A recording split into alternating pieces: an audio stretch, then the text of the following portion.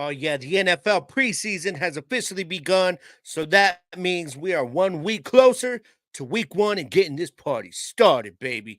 This is Gridiron Nation, y'all, and we're talking Olympics and the NFC North as I'm giving y'all my predictions. Oh, yeah, welcome to Gridiron Nation, y'all. Let's get it cracking.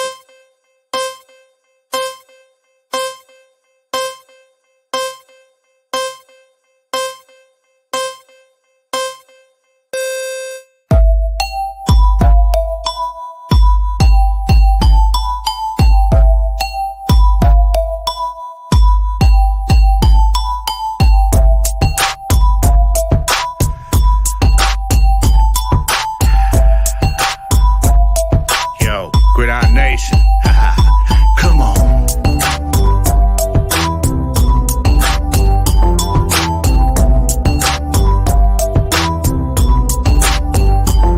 It's time I get in the game, forget the money and fame. Stay ready, making sure that they'll remember my name. I got a hunger inside when the numbers are tied. Yo, I'ma turn it up a level, never will be denied. I got them back on their heels, not to have me a meal. Not Zeke, but I'ma eat the way I'm seeing the field. Take out the competition, they'll remember the name. The wicked one I always bring it, got my head in the game. Now it's all.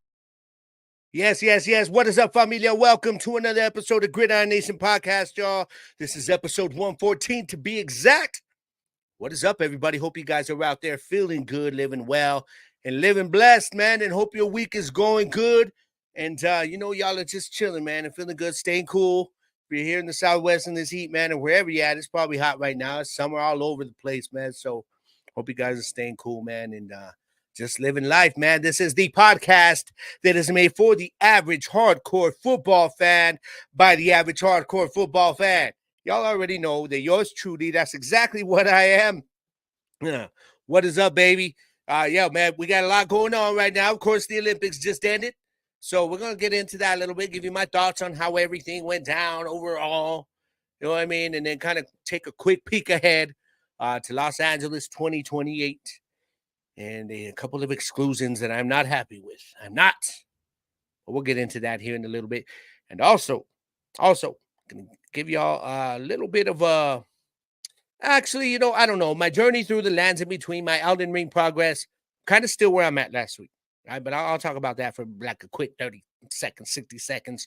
All right, and then, of course, we're going to talk about the preseason a little bit, some of the things that went down, but mostly when it comes to the preseason thing, kind of talk about the Cowboys, of course, all my Cowboys fans out there.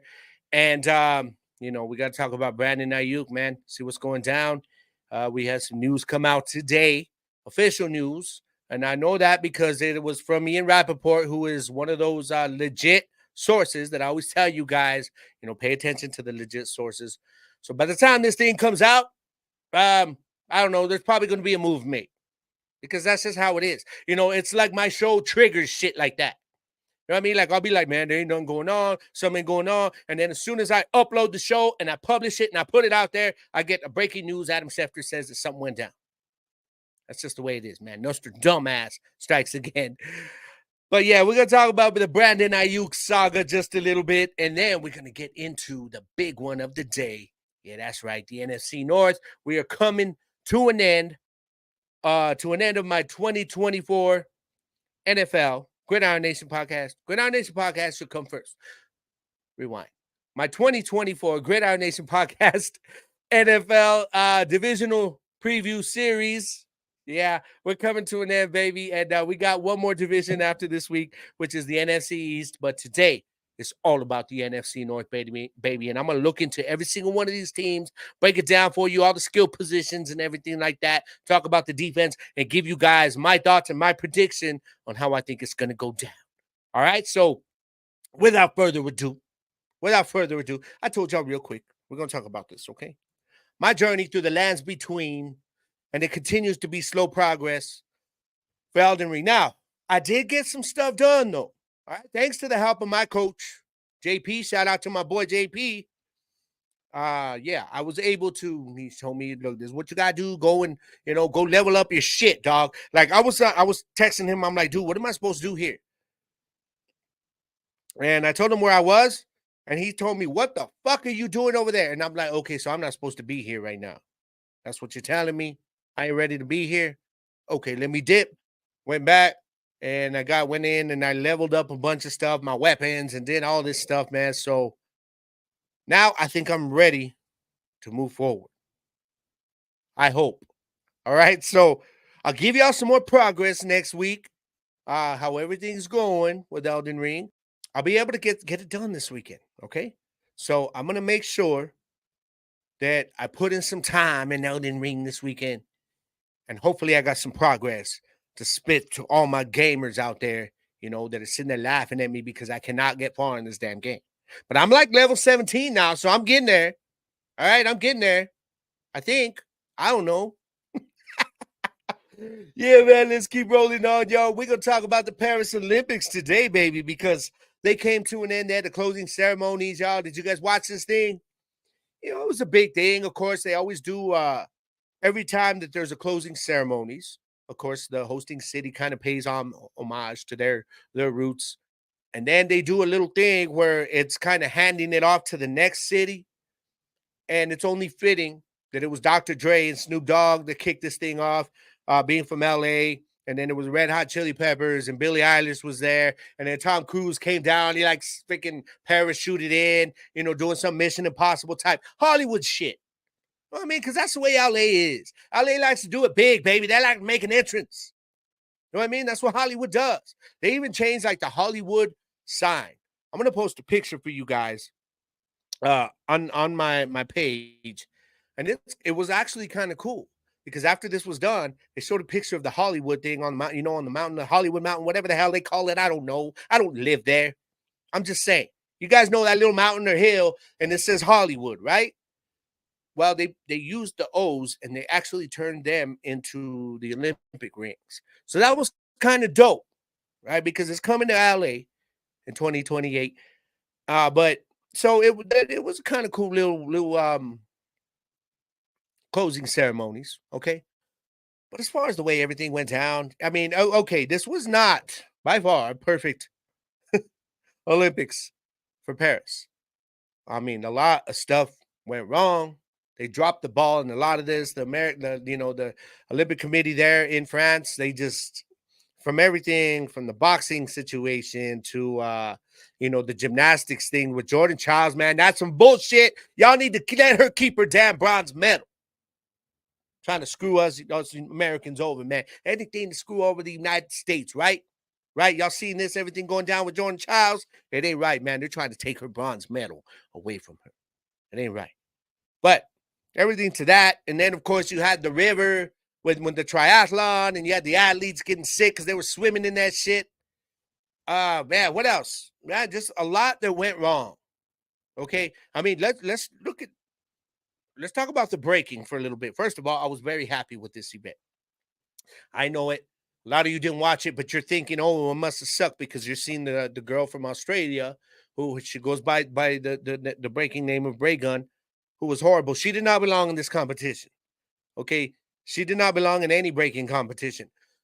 The way I know she got it was there was some event there in Australia where there wasn't a lot of breakers there, and she won it, and they were like, okay, cool, you're going to the Olympics. She did not belong in the same class as the rest of the B girls that were in this thing. Okay, so I have a lot of people. I've been seeing it on social media. A lot of people are like, oh, man, this is horrible. This is horrible. It was a horrible event. It was a horrible event. These people were horrible. Look at this. Look at the girl from Australia. What that told me was a lot of the people were looking at the videos of the memes and TikTok, and they didn't watch the event. They just assumed that was everybody out there. Okay, because if you actually watched the breaking event, the girls were pretty damn good. They were pretty good, man. I mean, when you look at some of the girls that they had, of course, you had 671 young girl out of China, a lot of power in her moves, man. She had a lot of power in her moves.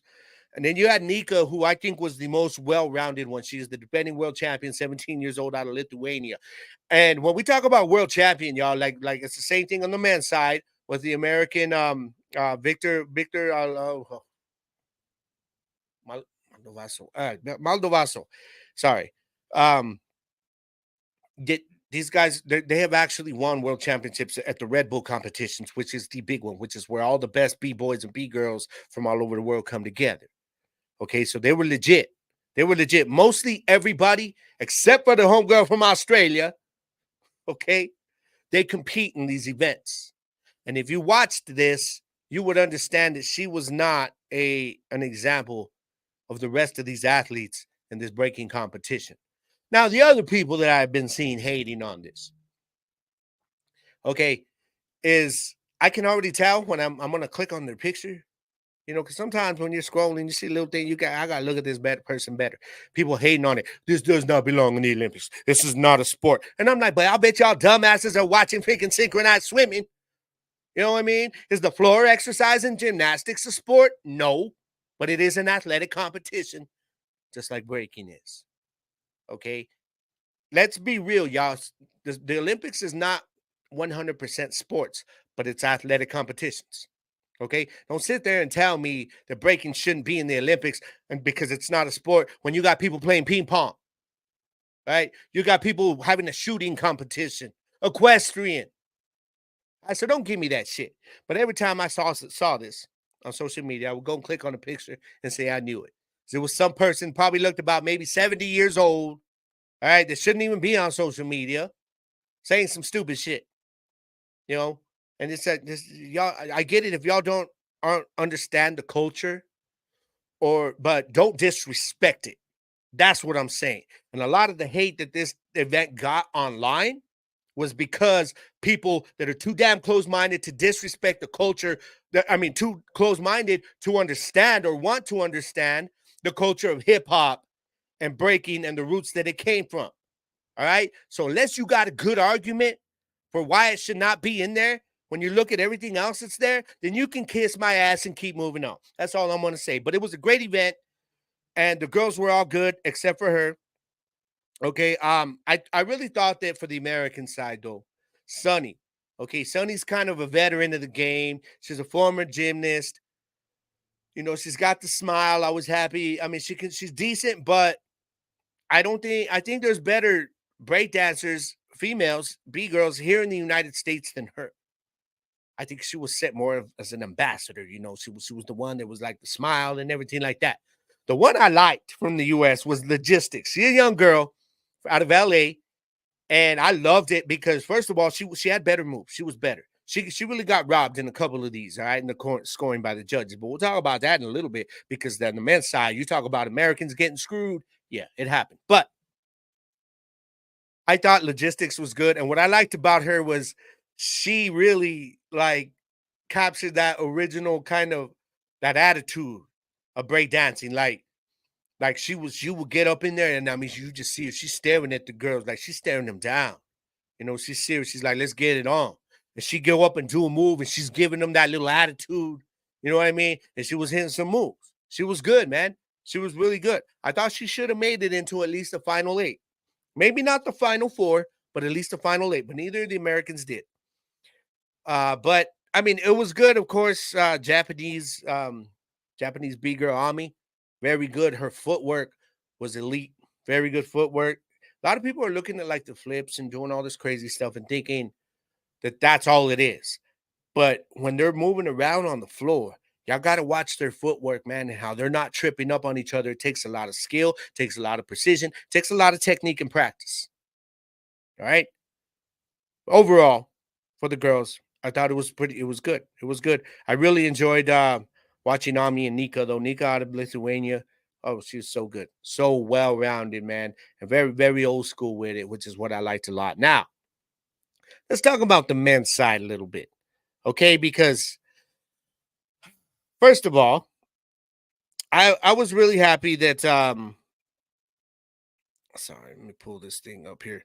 I was really happy that that B-boy Victor Maldonado why I keep messing up his last name, y'all. All right. We'll just go with B-boy Victor. Chicano, Mexicano, I loved it, representing the raza proper like in the United States. Walked out of there with a bronze medal. And I dig that. All right. I actually dug that a lot. Problem was, I really feel like he got screwed in the semifinals. Victor Montavo Montalvo. Damn, bro. You freaking call yourself Chicano and you can't even pronounce this fool's name. Get it together, Gabe. I know.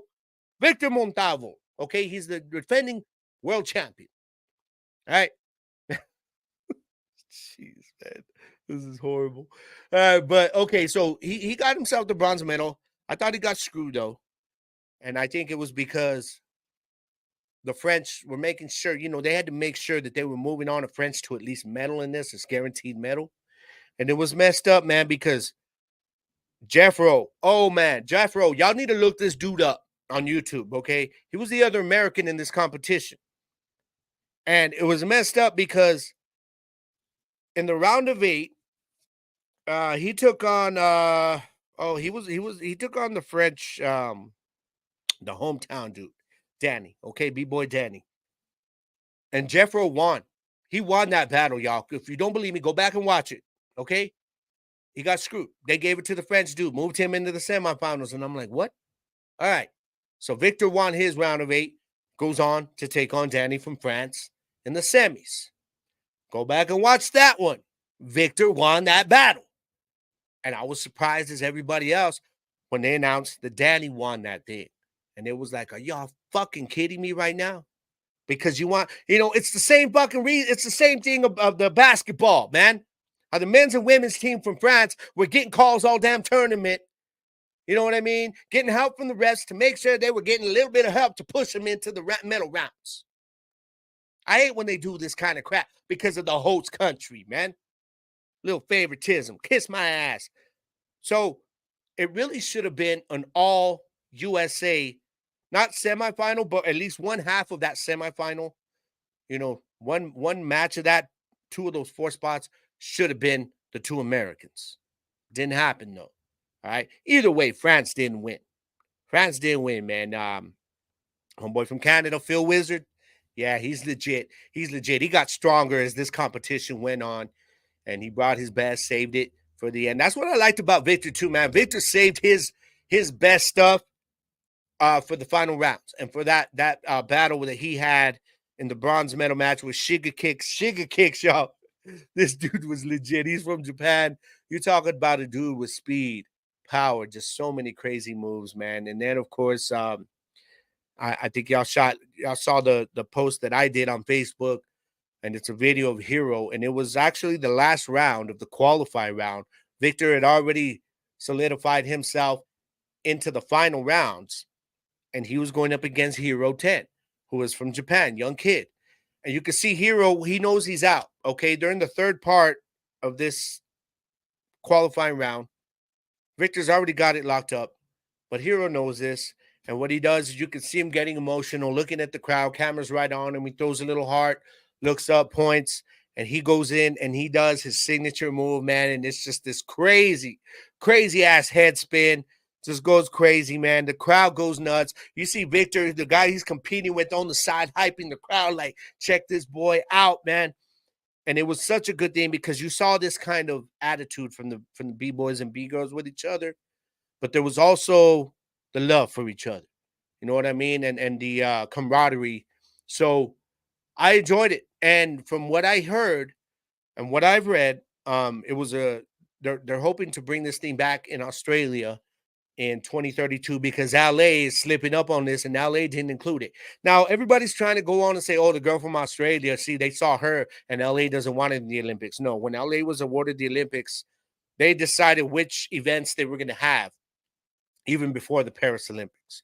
Okay, so y'all stop believing everything that you're seeing on the internet, man. Y'all need to stop that. Y'all gullible as hell. But I mean, why is LA leaving this out? Like LA, man, hip hop right now. I know this thing started in New York, but it's not coming to New York. But this thing is coming to United States where breaking began. Okay, LA, there is a huge,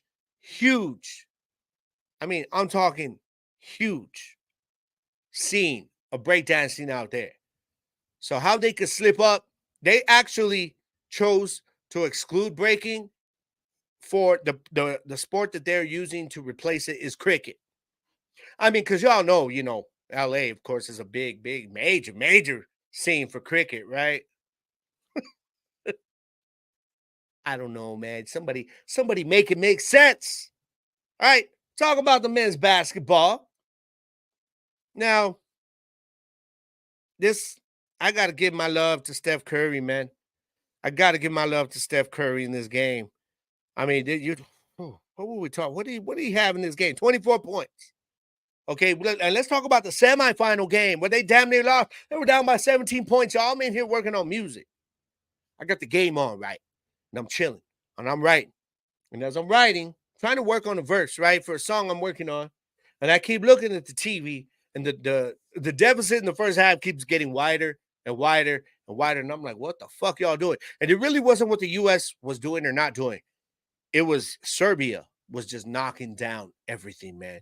Everything they were shooting, it was dropping, and it was frustrating as hell to watch. But I kept thinking to myself, usually when you get games like this, where it's a big lead in the first half, things change in the second half, especially if you're getting it done with only the three-pointer. And maybe about 80, 90% of what they were doing was threes. So I said, can they stay hot? And they did it. So what I did, I got so frustrated. Y'all don't understand, man. I got frustrated. So I said, I can't write. I couldn't focus. I could not focus. I was getting irritated watching this shit. My attention was there. So I turned it off. I said, I got to turn this off. I got to focus on this music, man. I got to get something done in here today. So I turned it off. I started writing, right? Working on my music, got my focus off that. And just so you reminder, we're still talking about the semifinal game. So I finished up the verse and I said, okay, cool. I think I got it down. I go and turn it back on. And the U.S. is in the fourth quarter with Serbia, down by 7 points with about 4 minutes left. And I said, here we go. And every time they get a rebound, then I see freaking Joel Embiid. Why is this man standing at the top of the key trying to drive like he's a damn point guard and bounces the damn ball off his knee and it goes out of bounds? This man, do not put his ass on the team in 4 years. Please do not do that. Should not have been there. They didn't need him. Okay? They did not need Joel Embiid. What do you have? 3 points in that championship game?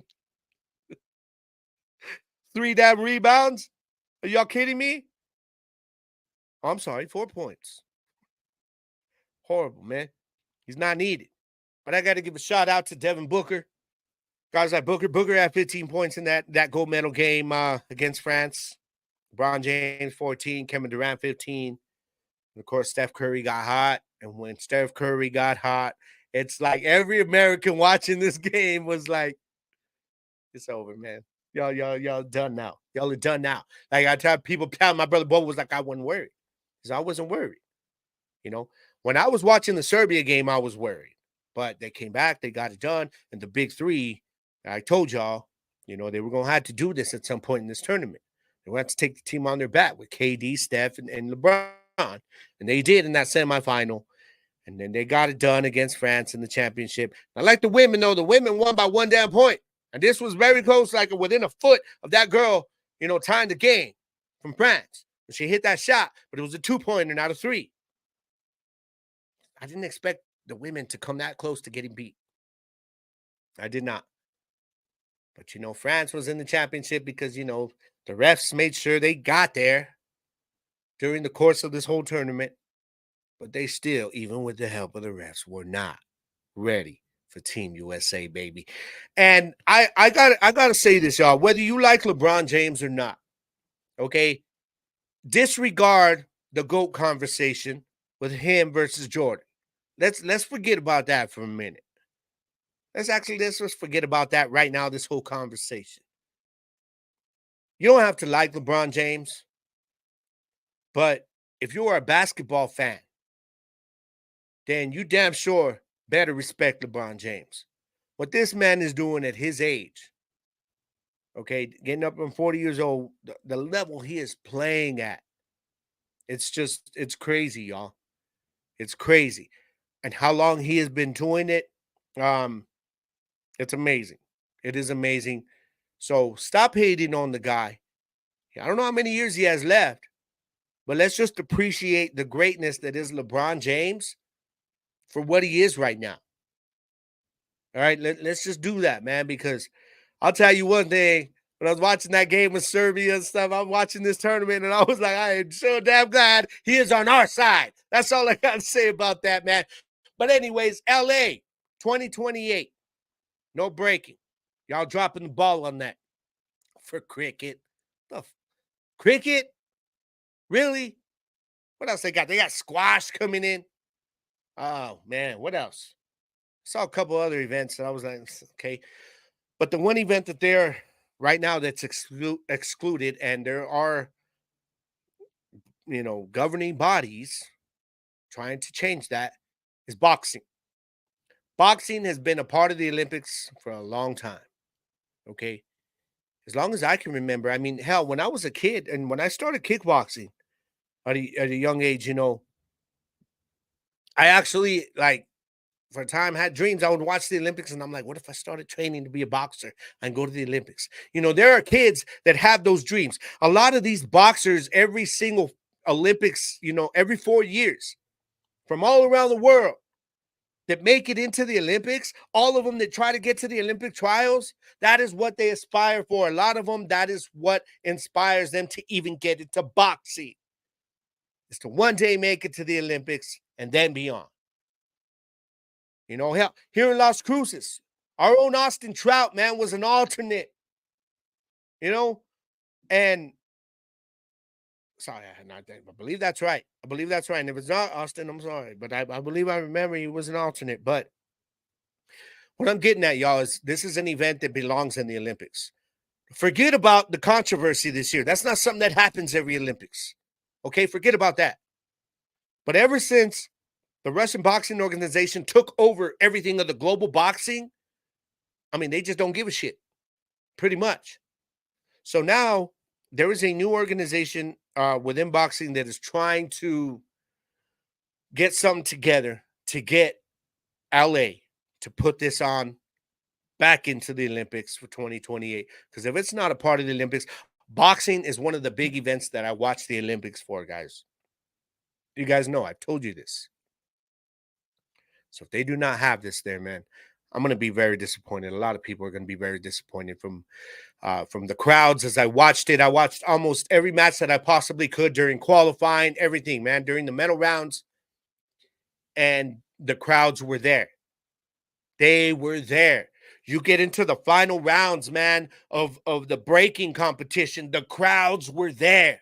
They were loving it. They were loving the boxing. They were loving the breaking. They're taking breaking out for cricket. Cricket's only been a part of the Olympics one time. That was in 1908. Really? How many of y'all play cricket? How many of y'all can relate to cricket? And don't sit there saying, I do it. I play. No, you don't. Shut up. If you listen to hip hop, you can at least relate a little bit to breaking. All right? That's all I'm saying, man. That's all I'm saying. That's all I'm saying. LA, get your shit together. Get breaking in there. Or a lot. Hopefully we'll bring it back in Australia. Okay, in 2032. Since LA's don't want to do it, even though there's a big scene for it out there. But LA, don't slip up, man. You get boxing on your docket. That's all I'm saying. All right? That's all I'm saying. But overall, it was an Olympics that I enjoyed. And I thought that Paris, though, they slipped up a lot. They slipped up a lot, man. There was a lot of controversy here, which was not a good thing. But it is what it is. So now it is time for me to take a break. For those of you watching on Fuel, first of all, for those of you watching on YouTube and on Fuel, thank you very much. I really appreciate y'all. And if you're listening up on Spotify, iHeart, wherever you're listening, it's always appreciated. And it's always one love for each and every one of you. So I'm going to take a quick break, y'all. And when I come back, yeah, that's right, we're going to get into the NFL. It's about to go down, baby, because we are getting closer to week 1, and I cannot wait. So y'all don't go nowhere, right? I'm going to be right back. This is Gridiron Nation, y'all. Don't go nowhere.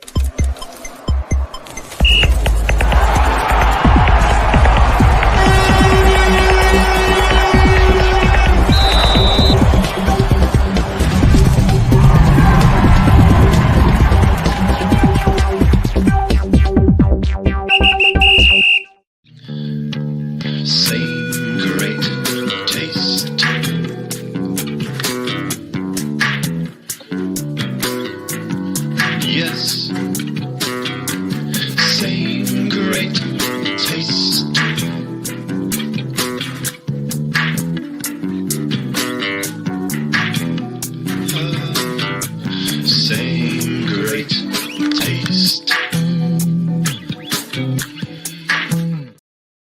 Yeah. Welcome back to Gridiron Nation, y'all. Hey, so let's get into this whole preseason thing. All right, mainly for my Cowboys fans, okay?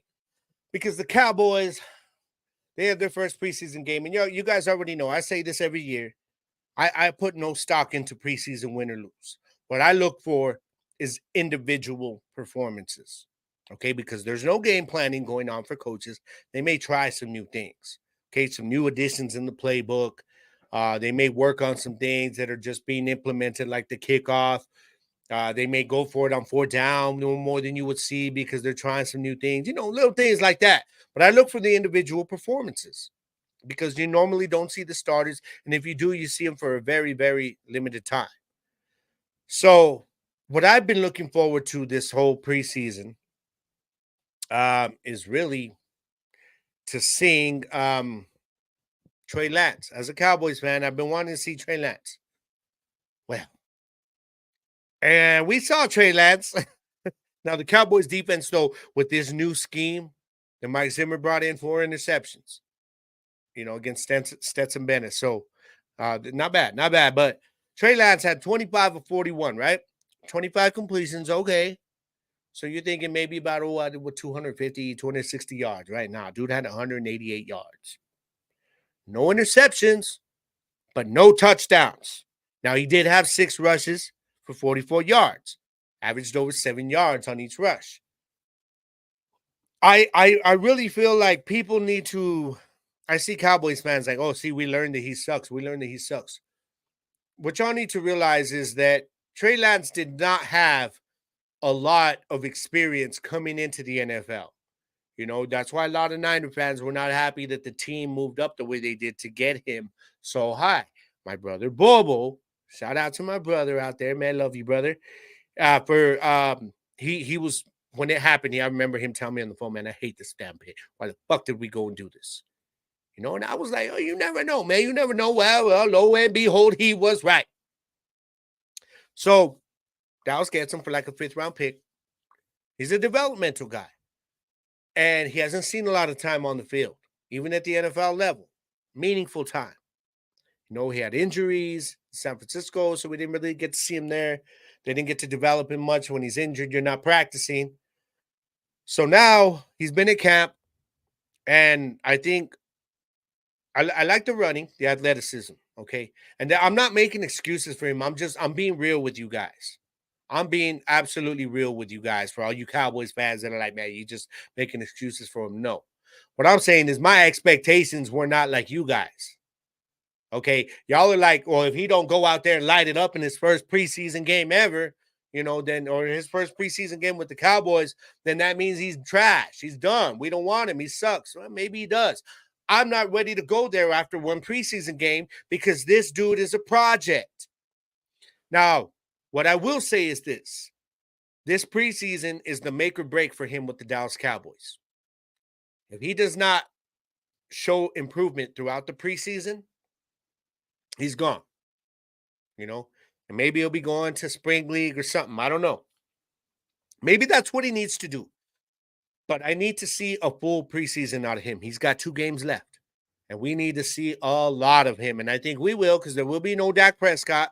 Okay, Dak's he's locked and loaded, ready for week 1 against Cleveland. We just got to get CD out there, though. Don't even get me, man. I mean, there's nothing I can tell you about the CD saga that's going on that y'all don't know already.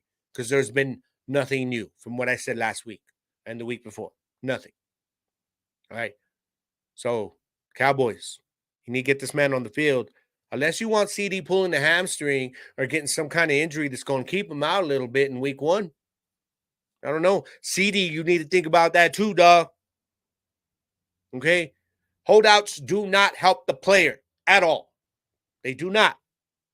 So, we'll see. But as far as Trey Lance goes, I'm ready to move on to the next game. I want to see what he does. Who do we got? We got the Raiders. And, of course, Raiders fans are already, we going to beat y'all. I don't care. I don't give a fuck about the damn preseason, man. See, the only people that love preseason are teams that are bad. Like if your team was bad last year, you're fucking rooting. You were like going crazy for every single preseason win. I don't care if it was our 10th string quarterback. Maybe we beat the Cowboys. Whatever.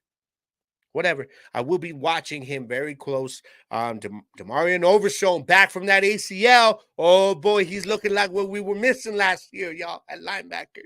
I cannot wait. Love what I saw from him. Mozzie Smith looked very improved as well. So I need to see more. All right? I need to see more, and I'm hoping to see more. And we got the Raiders this week, so we'll see how that goes, man. But otherwise, in the preseason, man, don't overreact to anything, good or bad, guys. That's all I'm saying. Do not overreact. It's one preseason game. I see, the Lions are talking about, oh, look at our 2 rookie cornerbacks, man. Our 2 rookie cornerbacks had high PFF grades. All right? It's preseason. Calm down. Okay? I want to see him do that against CeeDee Lamb. Uh-huh. Yeah, I want to see him do that against Romeo Doubs. Yeah. So preseason, though, this is the time when you get a look at players, rookies, stuff like that. Man, Tyler Guyton for the Cowboys, the left tackle, replacing Tyron Smith. Mm-hmm. He looks ready. But got to see more. You use this preseason to get these guys ready that we're going to be starting, and you use it to watch the guys that you're trying to develop and see what you got. All right, so that's how we're going into week 2 of the preseason. Now, we're talking about Brandon Aiyuk earlier. And, okay, so I posted something on X earlier. If you guys saw it now, I'm saying earlier, right now, y'all know this is Tuesday evening, that they might have a deal in place, the 49ers, okay, to move him to Pittsburgh. He already shot down a very good deal that was being offered to him in New England. Yeah. He also shot down another good deal that was being offered to him because these teams are offering contracts as well, new contract for Cleveland. I told you guys last week, man, this is the one thing I do not want. I do not want the Niners getting Amari Cooper. And the Niners, they knew what they were doing. They almost got Amari Cooper. And then Brandon Aiyuk, like he's become a sort of a diva now because of this. Okay, he's like, man, if y'all need to trade me, then y'all ain't gonna give me what I want. Trade me. So the Niners are like, who are we gonna look that wants to give you what you want? That's gonna give us something fair. New England. He goes, nope, I don't want to go there. Well, shit. Cleveland. They got good defense. You could help this team. Nope, I don't want to go there. At that point, you become a diva, dog. Okay? And don't compare him to CeeDee Lamb. CeeDee Lamb ain't talking about being traded. Okay? Plus, CeeDee Lamb's just a better receiver, in my opinion. But that's another conversation for another time. We can debate it. But I think that Brandon Aiyuk is a very good wide receiver. But I think that right now he's just making things worse for himself. Agree to something, get it done. Now, this deal with Pittsburgh that they're talking about, I have not seen details, but they do say that the Niners and Pittsburgh have agreed on some terms for a deal. And apparently Brandon Aiyuk is good with the contract offer that Pittsburgh is giving him. It's all up to the Niners now. What the Niners are waiting on is that they just made an offer, which is being reported that it's a pretty lucrative offer, okay, to him. So now it comes, and that he hasn't accepted or denied it. Now it comes down to how much of a diva are you? How much do you want to stay with this team and make a run at a Super Bowl this year? Or how much are you just like, I just want to be gone? That's all on him now. If he doesn't agree to this Niners deal, then the Niners will likely pull the trigger on the trade. And then I'll be interested to see will they be getting George Pickens in that trade? I would have to think so. I think George Pickens could do very well in this offense. Or we're looking at a second round, maybe a first round pick. He's not worth the first round. I don't know if I'd give him a second round either. But we'll see, man. We'll see. So just, man, make it happen, dude. Brandon Aiyuk, just already, dog. You need to get on the field. You're hurting yourself, dude. You are not going to be, whoever gets this, dude, he's not going to be that player that they're expecting over the first half of the season. Maybe the first 4 weeks at least. He hasn't been training. in training camp. These other dudes have been working together. You're going to be going to a new team, dog. You're going to have a new offense to learn. You're going to have to get some new time in the chemistry down with a new quarterback. Do you understand this? So it's not like you're holding out. Now you're going to be coming back to the Niners. You know what I mean? I definitely want, if I don't know. I got to see what happens here. I got a few fantasy trades coming up. Or not trades, drafts. Why did I say trades? Fantasy drafts coming up because of the fact that Brandon Aiyuk could be getting traded. I don't know what I'm going to be doing yet. I got to see what's going on. So, Brandon Aiyuk, get it together. All right, man. Now, before I go any farther, I got one more break that I got to take for all y'all watching on Fuel. Thank you again very much, y'all, for joining me today. I'm going to take one more break, y'all. This is Gridiron Nation. Do not go nowhere, because when I come back, it's time to dive into the main topic of the day. I'm about to preview the NFC North, baby, and give you my predictions. So do not go nowhere, all right? This is Gridiron Nation, y'all. Stay posted. Houston, we've triumphed. I've made it back to Earth with the cargo intact. The game-changing, time-sensitive payload is none other than the revolutionary energy flavor we've all been waiting for. Introducing Merc Mayhem Cherry Limeade. Merc Clan played a crucial role in securing this energy flavor, and together we've unlocked the future of power. Merc Mayhem is not just a drink, it's a statement, a fusion of relentless energy and bold flavor. The secret is out. Merc Mayhem is set to redefine the energy landscape, leaving ordinary drinks in its cosmic dust. Get ready for a taste explosion that matches Merc Clan's unparalleled power. Join the revolution, and let's unleash Merc Mayhem upon the world. Astronaut M signing off.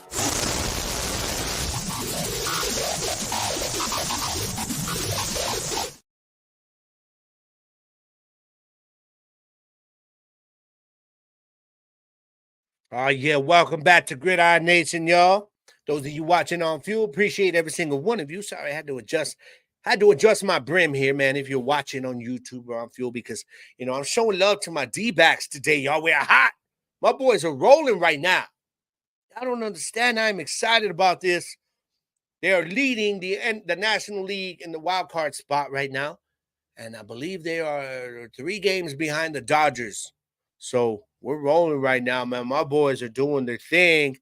And I was just, during the break, I was just checking out my X handle, and the thing I posted about Brandon Aiyuk earlier. I love him. My brother was a 49er fan, Bobo. You guys know this. I've told y'all this. Y'all who know him, know this.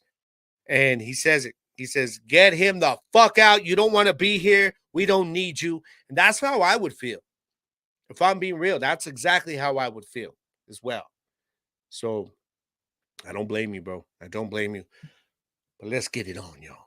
It is time to get into the main topic of the day. Yeah, that's right. The NFC North preview. Oh, man. Excuse me. Give me a minute, y'all.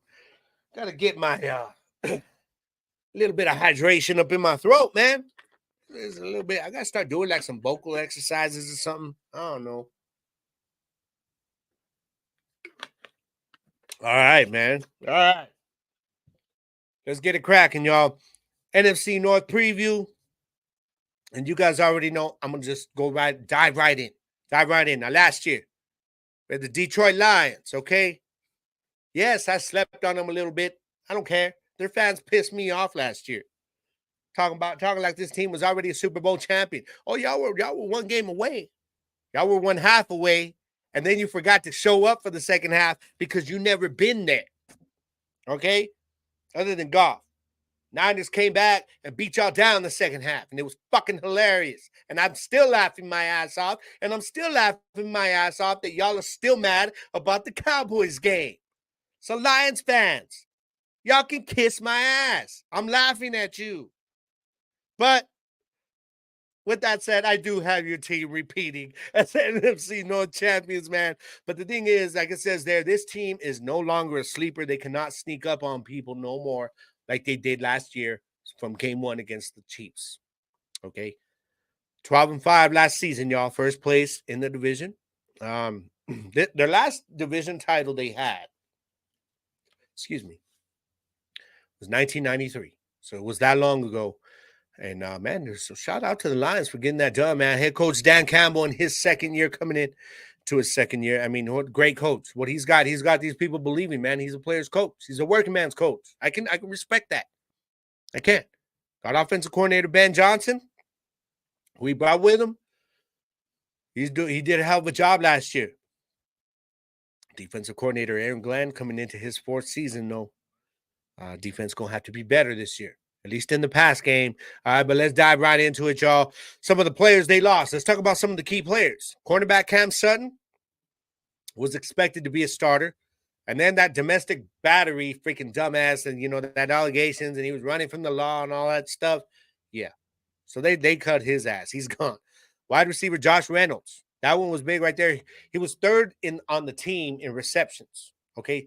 Second wide receiver. Now, Sam Laporta obviously was second on the team with Amon Ross St. Brown, who we'll talk about in a minute, was first. But they lost Josh Reynolds. He went to Denver. Starting offensive guard Jonah Jackson. He's gone. That's big because that's offensive line. Tackle Matt Nelson. He's gone.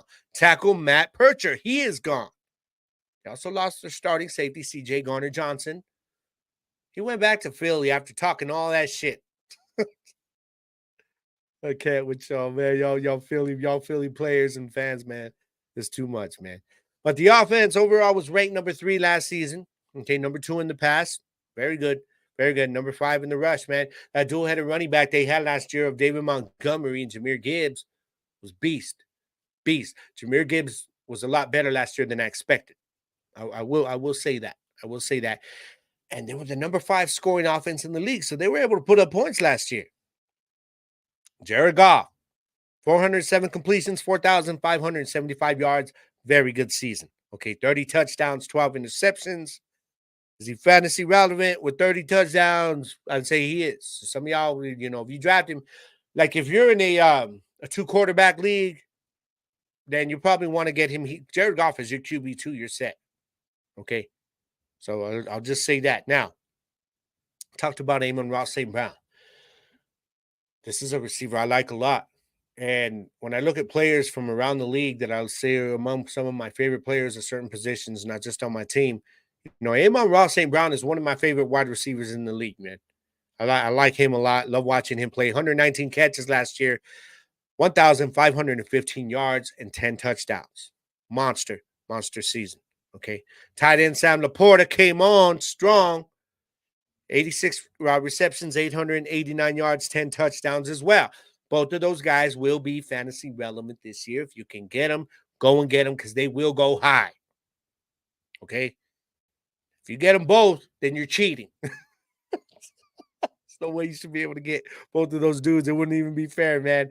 Now, we look at the running backs. I talked about the 2-headed running back they got. David Montgomery last season, 14 games played, 219 carries, 1,015 yards, and 13 touchdowns. Okay, fantasy relevant. The problem is, will his workload continue? Because they're seeing what they got with Jahmyr Gibbs, who's also another fantasy relevant player. He had 15 games last year, 945 yards, and 10 touchdowns. Now, he just got an injury, hamstring, pulled a hammy. This could affect his value in fantasy, like where he gets picked. He's still going to get picked, but we guys know how hamstrings are, man. Hamstring issues just, they're like moscas. You know, they don't go away, man. They just keep bothering you. So it's going to be interesting to see how they handle Jahmyr Gibbs. He will not be in the preseason. Don't expect that, okay? Now, you got wide receiver Jameson Williams, who's going to step in right there in the role that Josh Reynolds was. He'll be playing the whole season now. So we'll see what he does. Pretty good offensive line as well. That's all anchored by offensive tackle Penei Sewell, who is one of the best at his position in the league. All right, so that offense is ready to go. That offense is loaded, and they're going to put up some points this year, y'all. They're going to put up some points. Now, the defense was ranked number 19 last season overall. They were number 2 versus the run. Very good versus the run. That defensive line, anchored by defensive end Aiden Hutchinson, 11.5 sacks that season, which led the team. But then you look at the pass defense, number 26 overall. Number 23 in scoring defense, like versus scoring. Like they gave up a lot of points. We saw what happened to the Bears. They should have lost twice to the damn Bears last year. And that was with Justin Fields, man. Now they got to deal with the Bears this year. You see that roster for the Bears? Oh, we'll talk about it here in just a little bit. Okay, but so that defense, pass defense needs to get better. Okay. They did, like I told you guys, they went and lost safety C.J. Garner-Jones, sorry, my bad. Garner-Johnson, whatever the hell. He's an Eagle now. I don't give a damn. He's a Philly Eagle again. Why would you want to go back to that shithole? I'm just saying. Eagles fans, I'm just having fun. Don't get all hurt. Okay? Don't be up in the comments and stuff or being like, man, I don't want this fool's trash, bro. I want to talk about my Eagles like that. Y'all talk about my Cowboys like that. I'm just saying. Moving on.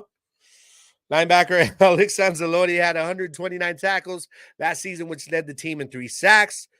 And they went and added, I told you guys, like that defensive line was pretty good last year, okay, against the run.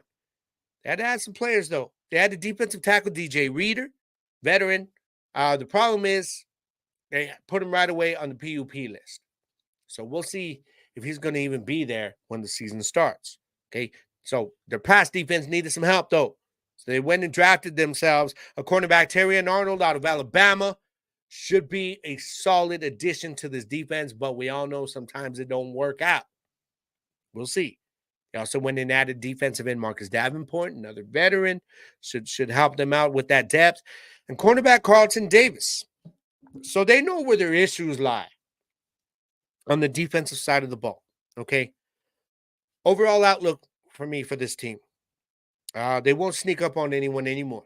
They're gonna have some tough games. They are. People are gonna bring it against the squad, and because of where they finished last season, their schedule is gonna be a hell of a lot harder than it was last season. Their division is gonna be harder than it was last season, or than they expected it to be, should I say? Offense is gonna be good again. They're gonna put up points. They're gonna move the ball. Defense is the question. Secondary is definitely gonna be the issue there. That's going to be the key. I expect Aiden Hutchinson to just keep getting better, man. That guy's a monster. He is, man. He is, man. But I got the Detroit Lions finishing in first place in the NFC North and repeating as champions. Yeah. Let's keep rolling on.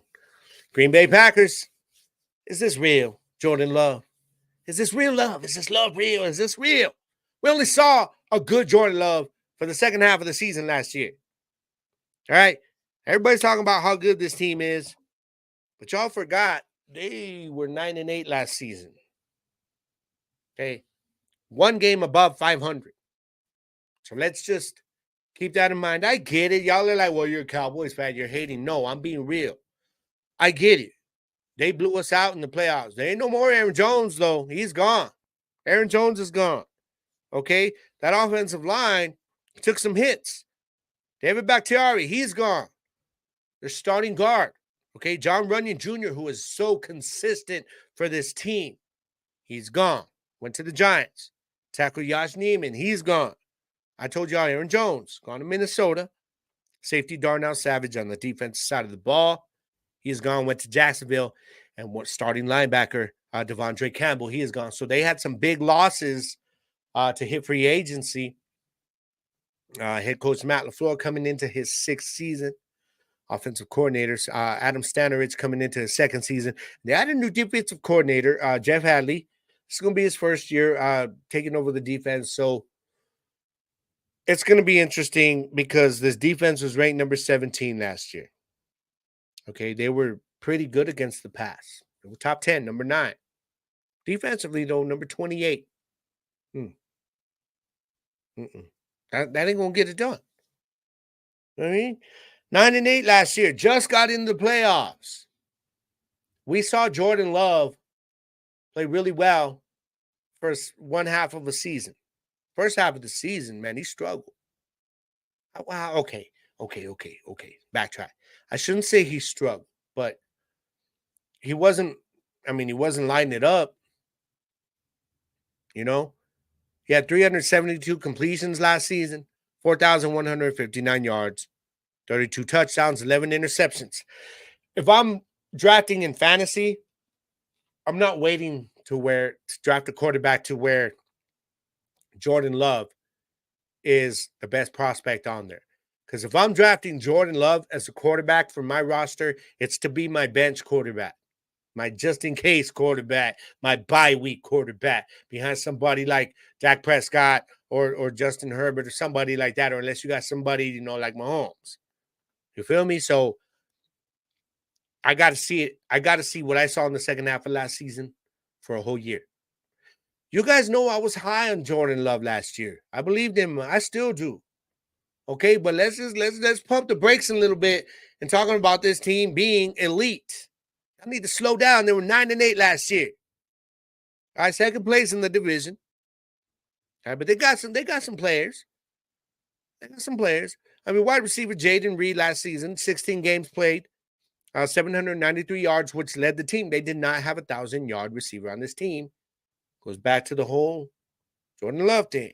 Okay, 8 touchdowns, 64 receptions for Reed. Then you look at Romeo Doubs, receiver that I've been very high on. I think they need to move him to the wide receiver 1 spot, to be honest. Dude played all 17 games last season, only 674 yards, 8 touchdowns, 59 receptions. The other dude, their official wide receiver 1 is Christian Watson. Don't know if I want to touch this dude in fantasy, at least not early. He's going to be like my bench receiver. 9 games played last season. Couldn't stay on the field. 28 catches, 581 yards. Stay healthy, dog. That's all I'm saying, okay? Tight end Lou Musgrave. We'll see what he can do, man. He's one of those tight ends, though. If you're drafting him in fantasy, he's very touchdown dependent, so it's hit or miss with him.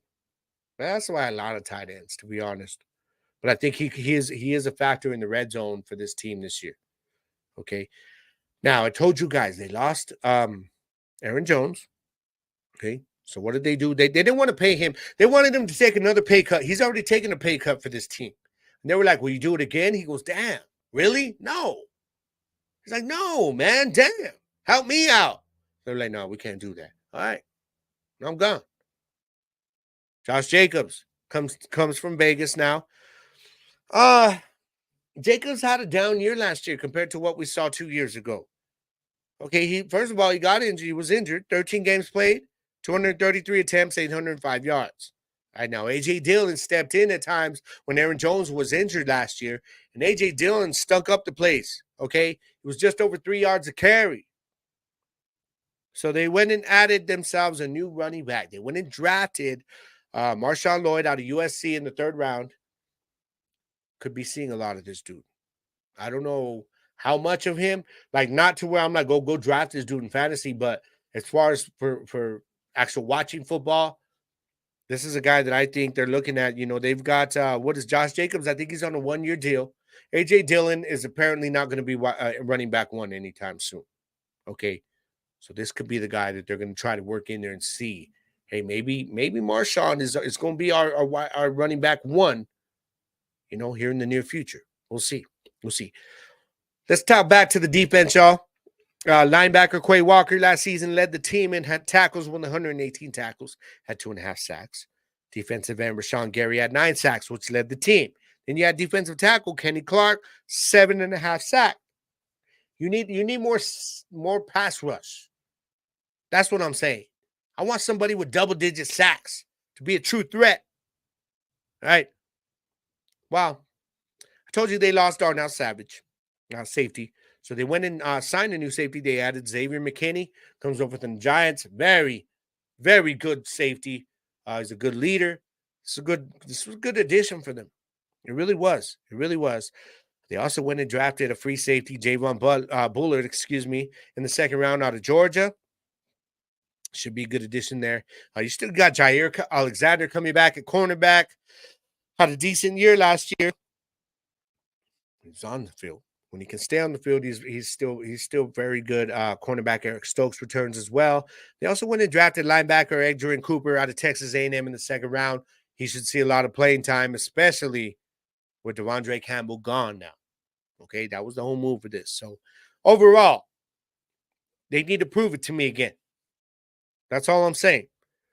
I do think that defense, though, I don't know. I have a feeling this defense takes a step back this year. Some of these young guys develop. But we'll see. I could be wrong about that. And I'll admit it if I am wrong. Okay, I've admitted I was wrong about the Lions. But that's what I see for the Packers. Prove it to me again. And it would not surprise me, okay, if the team I have finishing in third actually finishes higher than the Green Bay Packers, and that is the Chicago Bears. We got a new era of Chicago Bears football coming in. Matt Eberflus comes into his third season now. New quarterback, some new weapons. All right. Offensive coordinator Shane Waldron. This is going to be his first year. He comes over from Seattle. Okay, so this is going to be interesting because he likes the whole running back one, kind of workhorse type of system there. They just added Devondre Swift, so that's going to be interesting. Then you got defensive coordinator Eric Washington. This is going to be his first year as well. The Bears finished 7-10 last year. Last place. All right. They lost quarterback Justin Fields. He's gone out to Pittsburgh. Lost running back Deontay Foreman. He's gone. Wide receiver Darnell Mooney is now gone as well. I believe he is in Carolina now, if I remember my research from last week's episode. If I'm not going, correct me, all right? Tight end Robert Tonyan, he is gone as well as defensive tackle Justin Jones. So the offense, though, I mean, it's going to look different. They were number 20 overall last year, 27 in the pass, number 2 in the rush. A lot of that was Justin Fields on both sides. He's not a pocket passer, but he can run the ball. All right? So what are they going to do? No more Justin Fields. So you bring in Caleb Williams with the number 1 overall pick out of USC. Dude, I'm very high on. Y'all already know this. I think he's going to be legit. I believe that. I really do. Will he be this year's CJ Stroud? It's very possible because they added some players. Well, first of all, he's got DJ Moore coming back, who I will be targeting in fantasy if I get an opportunity with Caleb Williams now, quarterback. Yes. They went and added veteran Keenan Allen. Don't know how much. I mean, he's got to stay on the field, okay, but Keenan Allen can still play big. When they need. Also, they had another pick in the first round, thanks to Carolina. This would have been the Bears pick at number 9, their original pick. The number 1 pick was thanks to Carolina, but they drafted Rome Odunze, and this is huge, y'all. This is huge because especially if Keenan Allen can't stay on the field, Rome Odunze is going to get a lot of work with him. He's already getting work, and it's looking good. The chemistry with him and Caleb Williams is already showing in camp and everything, man. So that's big. That's big, all right? That dude's got talent. You got tight end Cole Kmet coming back. A lot of mouths to feed, so I don't know if I would target him in fantasy, but if you ain't got nobody else, use him, okay? They went and added tight end Gerald Everett. He's a veteran, okay? Told y'all they lost Robert Tonyan. That one just never worked out, okay? So they bring in Gerald Everett. He knows Seattle very well, okay? With Shane Waldron coming in, they added running back DeAndre Swift.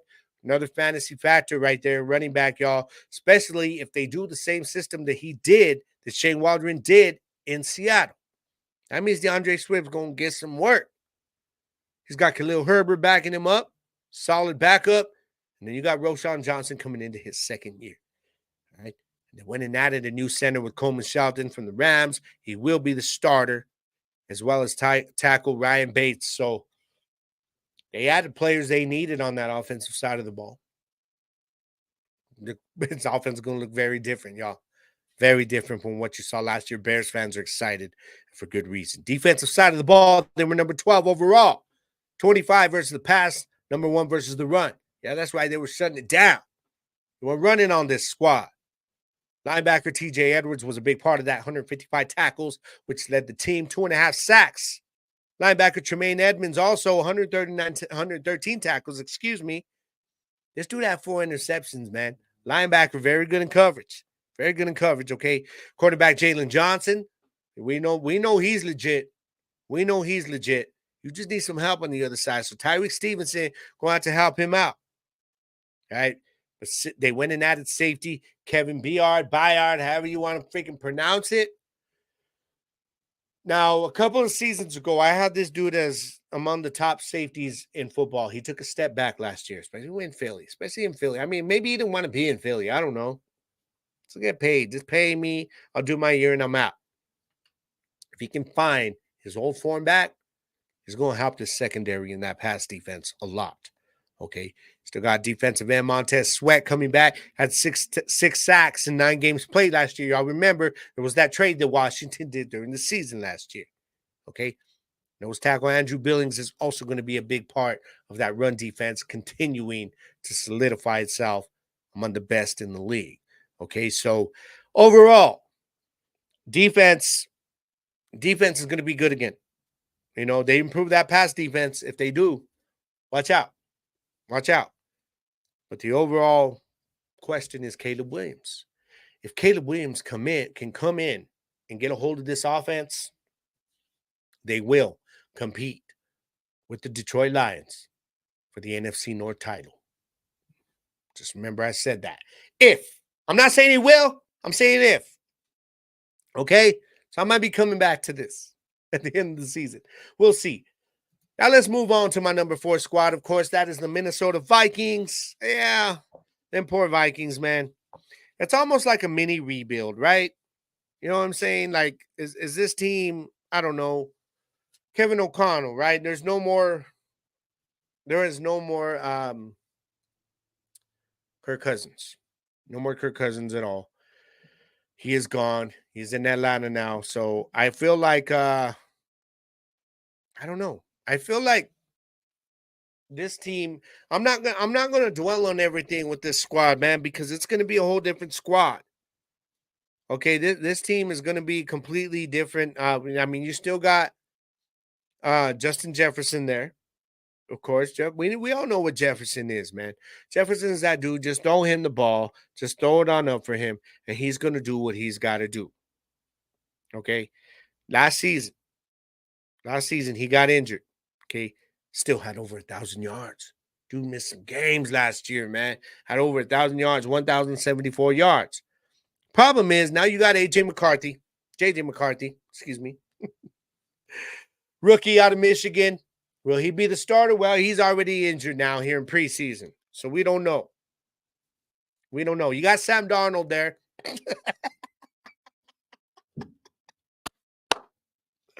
I'm sorry, man. Come on, man. Vikings. Damn. Yes, that's right. They were 2 years removed from being the best team in this division, man. They were rolling that year. Now they take 3 steps back. Oh. They're going to have issues at running back. Yeah. Remember last year they had Madison. Madison's with the Raiders now. Okay. But they were like, let Madison. I was even like, hey, maybe Madison could do something. Maybe he can. Nah, he couldn't. Madison was trash last year as the RB1. So he's gone. So they bring in Aaron Jones. Problem is, Aaron Jones is going to get a heavy load, which is good for fantasy purposes, but it's not good because he's a dude that is known to be injured. TJ Hawkinson is still on the PUP list. When will he come out and play? Will he be there week 1? I don't know. Man. This team, they're in a mini rebuild right now. Okay. And I'm going to be honest with you. I don't think JJ McCarthy is that dude. I don't. I don't think so. But prove me wrong. Okay. That's all I got to say. Not going into it with the Vikings because this is just a team that is a mess right now, other than having the best receiver in football, Justin Jefferson. Yeah. I don't know, man. This is all I'll say is Jefferson is still a fantasy factor, but because of his quarterbacks, he's not going number 1 for me like he has the last 2 years. Like if I have the number 1 pick in any of my drafts, I'm not taking him. The last 2 years I was. I did. I had twice. Two leagues last year. I had the number 1 pick. I took him. Not this year. He'll still get drafted in the first round, but he might not even be in the top 5 because of his quarterback. If you take him in the top 5, I'm cool with that because that means somebody who's going to get a lot of work somewhere else is going to fall to me. You know what I mean? So just Vikings fans, I'm sorry, but y'all ain't going to be very good this year. Is this like too outlandish for me to say 5 wins, max? I don't know. Is it too much for me to say that Carolina could be a better team than y'all this year? They're in the NFC South. Is that gacho? That is, huh? I don't know. I guess as long as you have Justin Jefferson and Aaron Jones on your squad, and if TJ Hawkinson can make it back, it's possible. You never know what can happen. But either way, I've got the Vikings finishing in last place in the NFC North, fourth place, and perhaps could be one of the worst teams in the NFC. Yeah, that's right. You heard it here first. All right. Now, if you have any questions, y'all, hit me with your questions to gridironnationpodcast@gmail.com, and I will read them on the air, man. Y'all are slacking. I know football season is barely coming on. It's time to get active again. All right, so shoot me your questions, and I will be sure to read them on the air. Okay, don't forget, Gridiron Nation comes to you every Tuesday evening, usually. All right, so if not, I let y'all know ahead of time. I do. Okay, and check out my new show, Off the Grid, available on YouTube and all audio streaming platforms. Y'all, I've got interviews with Joey and Jackie from Hot 103. Got interview with Young MC. Just interviewed my boy, Pure Product, Chris Raps Pure Product, Rocha here from Las Cruces. Hip hop artist, man. I got some good ones coming up. Okay, I have Coach Kevin Marks, legendary wrestling coach from here in Las Cruces.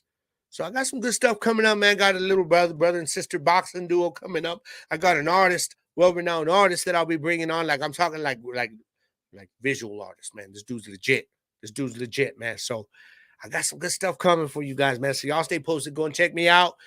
Follow me Off the Grid. Subscribe to the channel, all right, man? I'm trying to build up the subscribers for that show. And also, don't forget the Gridiron Show, Saturdays at 11 a.m. Mountain Time on Fuel with my boy Jersey. Sometimes me, but I will not be there now for a while. I don't know what's going on, but I'll let y'all know when I will be on there. But either way, Jersey holds it down as always, all right? Don't forget to check out the Jersey the King Show also Thursdays at 9 p.m. Mountain Time here in my neck of the woods on the Fuel Network, y'all. I go show my boy some love, man. Show my dog some love. Always showing love right back. All right, definitely. So now, I got a question I'm going to put out there. It's been a while since I did a social media segment. Okay, but next week I want to know. And y'all need to think about this. Because usually I know everybody else are going to be like, no, come on. Hell no, it's not a question. It actually is. Look at the level of competition that they're playing in the Olympics now from back then too. Do you think the 2024 Olympic men's basketball team, the squad we had this year, could compete head-to-head with the 92 Dream Team and hold their own? Do you think so? I'm going to put it out there for y'all on social media. All right, we're going to talk about it next week. And I want to know what you guys think, man. Think about it during the week, man. Don't just be like, nah, that Dream Team was yes, the best team of all time assembled. I get it. But just think about the rosters, okay? This year's roster was loaded. That's why they didn't lose a game, okay? They showed perseverance. That semifinal game, I thought that was huge. So I want to know, y'all think about this, man, and I'm going to ask y'all next week because I got a live stream coming next week, okay? And I'm supposed to have JP on next week, because we're going to talk about the NFC East. So, JP, I just saw your text, bro. It wasn't tonight. Don't worry. It's next week. All right? Either way, if he's not on, I'm going to be coming at you, finishing up my Gridiron Nation 2024 NFL Divisional Preview Series with the NFC Beast, baby. And I'm going to give you guys my predictions, go into each of the teams, man, and let you guys know what I think. And I'm doing a live stream, okay? It's been a while. But it's time. I want y'all to participate and be there, please. Let's get that thread active. And I want to know y'all's opinions on the NFC East next week. And also on the question of, do you think the 2024 Olympic men's basketball team for the USA could compete with the 1992 Dream Team? Right? Yes, it is a serious question. But, yeah, it is time for me to close up shop here, baby. Time for me to go up in house, go chill, do my thing before going back to work tomorrow, y'all. But before I do, I hit y'all with the message. Now, a lot of times, no, this was last week's message. What am I doing? My bad. I thought I changed it. I didn't. You know what? I'm going to do that right now.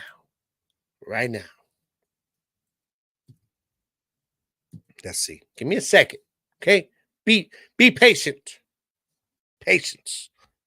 That's funny because that's exactly what this is about. It's patience.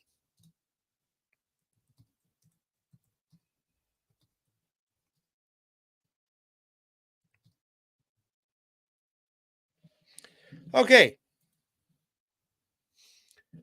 Now, let's look at this, y'all. Patience and fear are not to be confused. Okay? And what I say with this is don't mistake patience with fear.